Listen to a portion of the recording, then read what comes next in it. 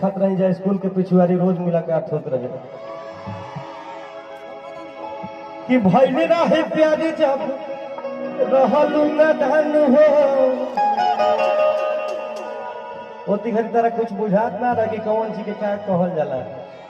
School हम ही से खाने याद बानू कि भइले रहे प्यारी जब रहलू न धन हो आवाज नहीं हम ही खिया के धोके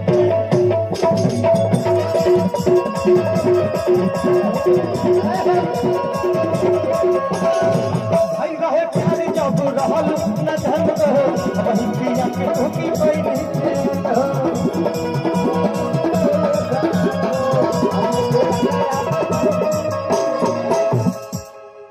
कभी कहतरी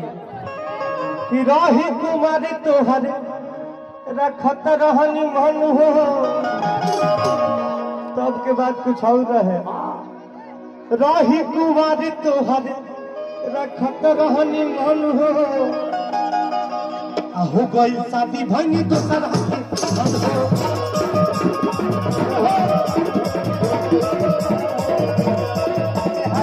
राही कुमारी तोहरे रखत रहनी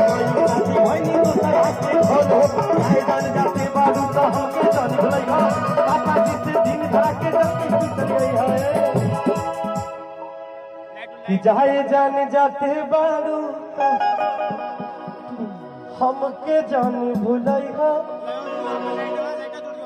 जाए जाने जाते बारू।